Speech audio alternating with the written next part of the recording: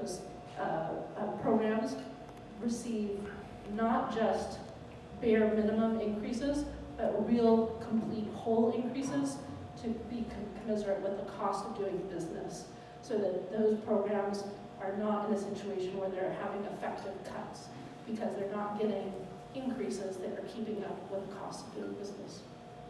I think that's what I've got to say. Do you want me to talk a little bit about what you mentioned before? No on C, and yes on anything.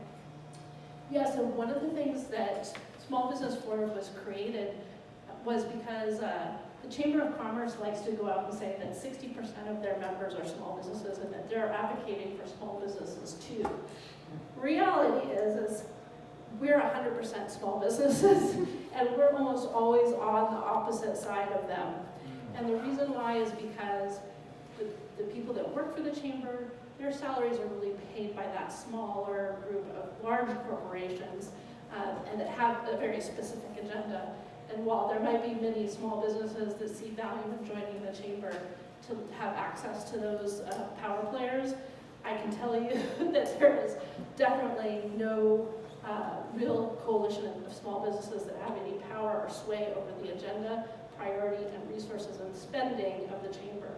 So that's why we felt it was really important to have our own progressive advocacy organization for small businesses. Small Business Forum was created in 2023 for just that purpose.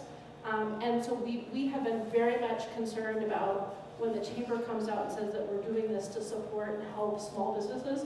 Don't believe them.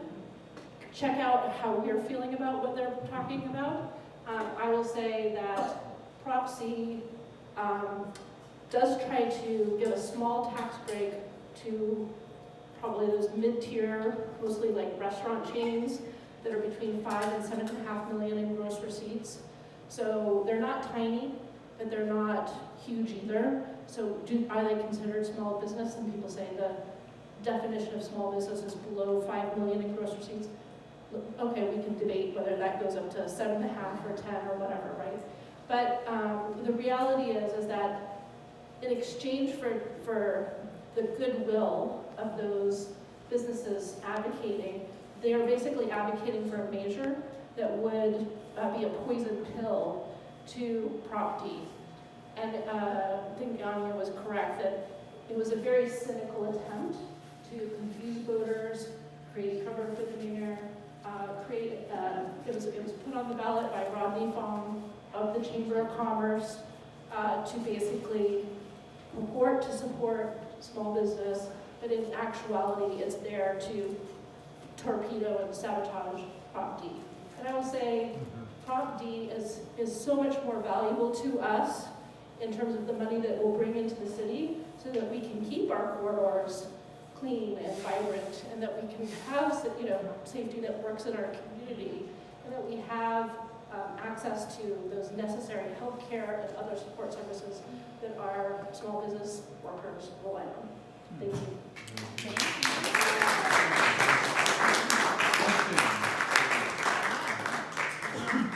Hi, Drew. Yeah, Dennis. It's clear we're going to have to vote for Prop D and against C. That's easy.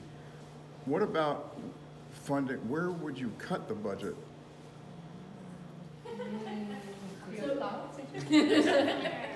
So Small Business Forum has not taken a position, but Kristen Evans has lots of thoughts on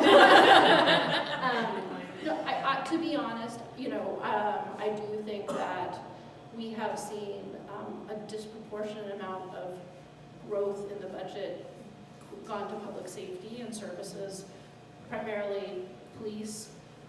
There's a lot of money that is going into technology, like drone programs and things along those lines, that were supposed to make the department more efficient, but they also are asking for increased salaries and bonuses and more overtime in particular. And I think small businesses are really particularly affected by the overtime problem, right? Because we know how challenging it is to run a small business. We really try to curtail the amount of overtime. The police department are essentially allowed to run permanent overtime budgets that they get replenished, sometimes twice a year or more, right? They overspend by sometimes double what they were budgeted for. And so I think that's where I would cut. I have two comments about that. One is that in this safety budget, the public defender's office is not getting any extra money to counteract the DA's office. The DA's office is being built up, and the public defender's office is being ignored. It's a really serious issue. There's judges that are trying to force people in the public defender's office to actually take on cases that they don't have the time to deal with. There's one judge in particular that's saying, I'm going to hold you in contempt if you don't take this case. So they're forcing them huge numbers of cases that they can't possibly handle. The second thing about this that bothers me is how much of this budget is going into surveillance. And this public safety budget is full of spying on us, full. There's a lot of aspects of this budget that deal with surveillance and following and keeping control of the people. Thank you, and I agree with all of what you said. Thank you. I was going to say, there's kind of a theme of the penny wise, pound foolish kind of conversation, is that instead of housing people that are experiencing homelessness by putting them in jails, it actually costs so much more. Mm-hmm. And so our jails are not just at record levels, they're like above. They capacity arrest the levels. good people, let the bad people go away. So, Because I know the cops are cowards sometimes, many of them. So the challenge that we have, this kind of like tough love, you know, when people are in addiction and a mental health or public health, having a health crisis, instead of providing them services that actually be less costly, they're putting them into very expensive jail cells. So I would say that's another area that we should look to shift our strategy. Can I ask I'm going to move us on. Sorry, because we're a little over time, so I'm going to move us into our very last speaker, and then we'll have some more time at the end. Which is that I want to give a huge round of applause to somebody who literally graduates tomorrow and has a final